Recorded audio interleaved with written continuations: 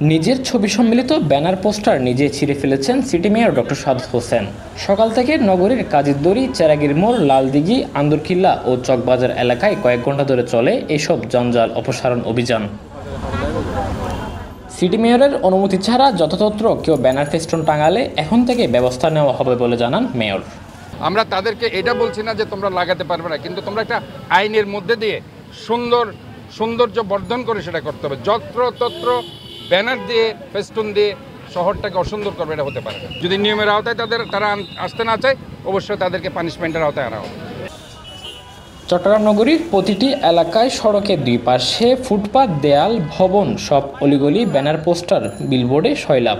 এর আগেও একাধিকবার অপসারণ অভিযান চালালেও পাল্টায়নি চিত্র।